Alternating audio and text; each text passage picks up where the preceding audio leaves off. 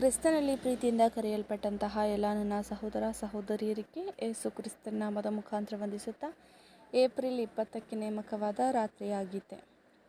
ನಮ್ಮ ಪಸ್ಕವಾಗಿರುವ ಕ್ರಿಸ್ತನೇ ನಮಗೋಸ್ಕರ ಯಜ್ಞವರ್ಪಿತನಾಗಿದ್ದಾನೆ.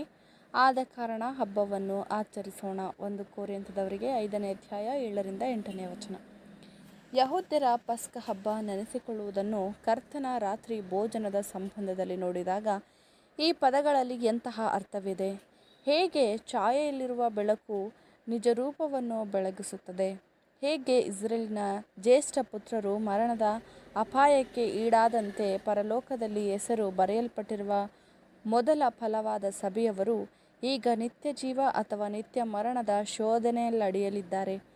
ಆಗ ಛಾಯೆಯಲ್ಲಿದ್ದ ಎಲ್ಲ ಜ್ಯೇಷ್ಠ ಪುತ್ರರು ಎಲ್ಲಿಯವರೆಗೆ ಮನೆಯಲ್ಲೇ ಇದ್ದು ಕುರಿಮರಿಯನ್ನು ತಿಂದು ಅದರ ರಕ್ತವನ್ನು ಮನೆಯ ಬಾಗಿಲು ನಿಲುವು ಕಂಬಗಳಿಗೂ ಮೇಲಿನ ಪಟ್ಟಿಗೂ ಹಚ್ಚಿ ಸುರಕ್ಷಿತರಾಗಿದ್ದರೋ ಹಾಗೆಯೇ ವಿಶ್ವಾಸದ ಮನೆವಾರ್ತೆಯವರಾದ ನಾವು ಉತ್ತಮವಾದ ಹಚ್ಚಿದ ರಕ್ತದೊಳಗೆ ನೆಲೆಸಿದ್ದರೆ ಯೇಸು ಎಂಬ ಪಸ್ಕದ ಕುರಿಮರಿಯನ್ನು ಸಾಂಕೇತಿಕವಾಗಿ ತಿಂದು ಮರಣದಿಂದ ಸುರಕ್ಷಿತರಾಗಿರುತ್ತೇವೆ.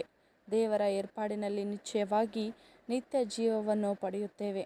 ಛಾಯೆಯ ಕುರಿಮರಿಯನ್ನು ಈಗ ನಾವು ಅಂಗೀಕರಿಸುವುದಿಲ್ಲ, ಆದರೆ ಅದಕ್ಕೆ ಬದಲಾಗಿ ಈ ಲೋಕದ ಪಾಪವನ್ನು ತೆಗೆದುಹಾಕುವ ದೇವರ ಕುರಿಮರಿಯನ್ನು ಅಂಗೀಕರಿಸುತ್ತೇವೆ. ಆತನನ್ನು ನಾವು ಸೇವಿಸುತ್ತೇವೆ, ಅರ್ಥಗತವಾಗಿ ಆತನ ಮಾಂಸವನ್ನು ತಿನ್ನುವುದಿಲ್ಲ, ಆದರೆ ನಂಬಿಕೆಯ ಮೂಲಕ ಆತನ ಬಲಿಯ ಸವಲತ್ತಿನಲ್ಲಿ ಭಾಗವಹಿಸುತ್ತೇವೆ ಮತ್ತು ಅದನ್ನು ನಮ್ಮದಾಗಿಸಿಕೊಳ್ಳುತ್ತೇವೆ.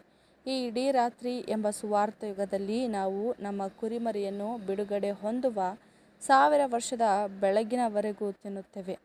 ವಾರ್ಷಿಕ ಜ್ಞಾಪಕದ ರಾತ್ರಿ ಭೋಜನವು ನಮಗೆ ಹಬ್ಬವಲ್ಲ, ಆದರೆ ಅದು ಪ್ರಧಾನ ಛಾಯೆ ಮತ್ತು ಉದಾಹರಣೆಯಾಗಿದೆ, ನೆನೆಸಿಕೊಳ್ಳುವುದಾಗಿದೆ. ಬಹಳ ಸುಂದರವಾಗಿದ್ದು ಬಹಳ ಗಂಭೀರವಾಗಿದ್ದು ಉಪಯೋಗವುಳ್ಳದ್ದಾಗಿದೆ.